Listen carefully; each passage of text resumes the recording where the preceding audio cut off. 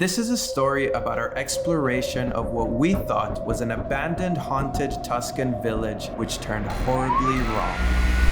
But before we get to that, we need to take you back to a few weeks ago, when our friend Tommy told us one of the spookiest stories we've ever heard. When he was 13, he visited a little Tuscan village that is said to be haunted by the ghost of Elvira, a young lady who was brutally murdered there in the 1940s. Tommy went to explore the village with a group of friends, including a paranormal expert.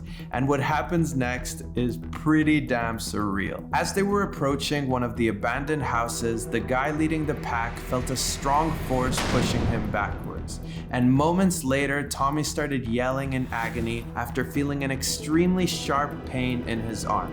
When the light was pointed at Tommy, it revealed human teeth marks on his arm. Yes, Tommy had been bitten by a ghost. Okay, did it really happen? We don't know. But there was a picture of Tommy's bite on the blog of the paranormal expert, which now seems to be encrypted. So while we believe Tommy, and he's definitely not someone who would lie about something like this, Definitely not. We just don't have any proof. So, we set off on a journey with some friends, including Tommy, the boy who got bitten by a ghost, to see if 13 years after his paranormal encounter, we would experience anything similar for ourselves. Now, remember how we said this is a story of setbacks? Well, unfortunately, the first thing we noticed when we started editing this video is that there is no audio on 80% of the footage. But fortunately, you get to experience this world-class voice acting. Here's Tommy saying how he felt moments before entering the village. Beh, for me, shitting my pants, rotating poop, cheese for breakfast, not a good idea. It's safe to say we all felt a little nervous. How do you guys feel? First time in a haunted village, and I want to go home. You want me to take you home? Yeah. Who's more nervous between me or you? Definitely you. Me? Yeah. Correct. Anyways, as we ventured towards the town, the first thing we were immediately struck by was how beautiful the area around Toiano is. It's honestly worth visiting just for the incredible views and overall charm of this hilltop village. Which of course, like any good haunted place, welcomes you in with a cemetery. And what a cemetery. I mean, I would not be mad if this was my final resting spot. Now, despite the beauty of the landscape, as we were walking up to the town, all of us started feeling the nerves creeping in. So we agreed to stick together in case the ghost decided to strike once again. So, just stopped a minute and I'm abandoned. They've gone. I'm bloody all alone here now. They were like, yeah, let's stay as a group. Never leave each other behind. Yeah, that will not be the last time I get backstabbed in this video. Anyways, before we continue, we need to mention another key element of this story. In preparation for a trip, we had found many reviews on dark tourism sites explaining how Toiano has been abandoned for decades and not a single soul has lived in the village since the 1980s. Well, as you will find out later in this video, all those claims are false, and unfortunately, we learned that the hard way. To be honest, as we started exploring the town, things felt a bit off. A lot of doors were gated or walled off, which, according to Tommy, was not the case when he was last there 13 years ago. But we didn't think much of it because for the most part, the place looked totally uninhabited, and despite many entrances being blocked off, we did find some dodgy ways to explore some of the houses.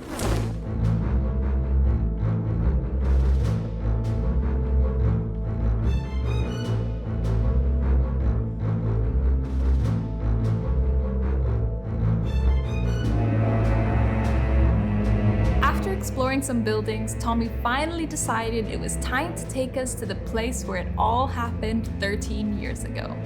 The moment of truth. Will the boy who got bit come face to face with the ghost of Elvira once again? Wow, so much tension has been created. Yeah, nothing happened. We even ventured closer to the building, but honestly, nothing felt paranormal about this place. Just abandoned. Or so we thought.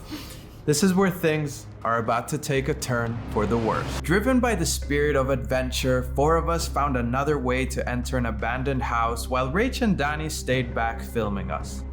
And it was at this moment, as we had just hopped over a fence, squeezed our fat asses through a tiny window to cross over a roof to get to the other side of the abandoned building, that Rach heard someone come out of the house opposite to us.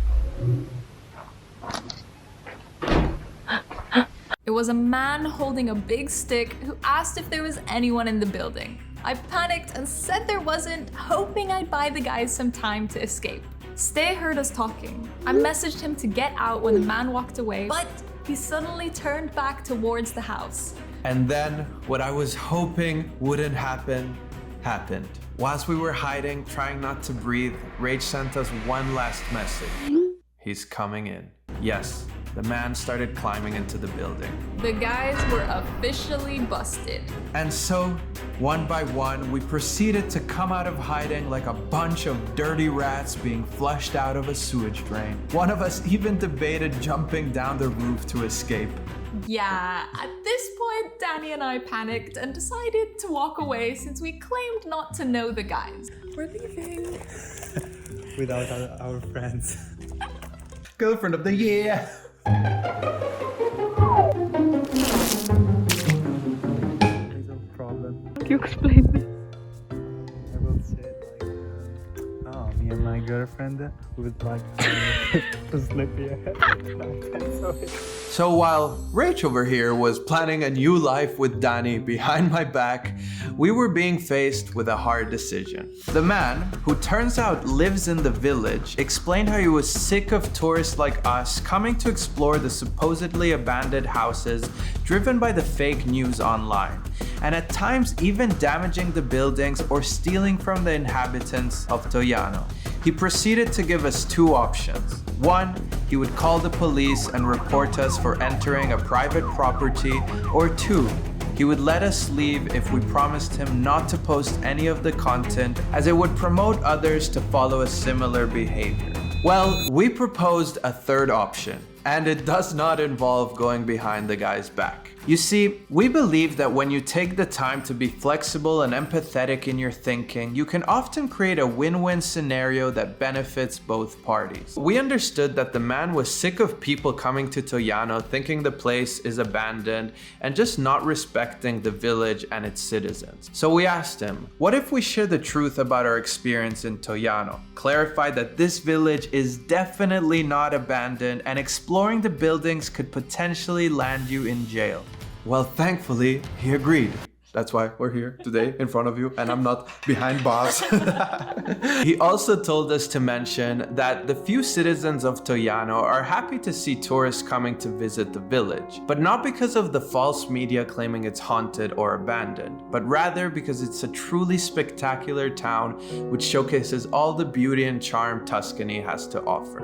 So, while we didn't come out of this adventure with a ghost encounter, we did come out of it with a huge reminder that we have to face life with a willingness to adapt. And to find another boyfriend in case something happens. Correct? Very true. Life will always throw unexpected obstacles our way. But even if you think you're stuck between 2 impossible choices, there's almost always a 3rd way that can benefit you and the other people involved. You just gotta find that 3rd door. With that said, we'll see you guys next episode, and don't forget, Dare to be happy!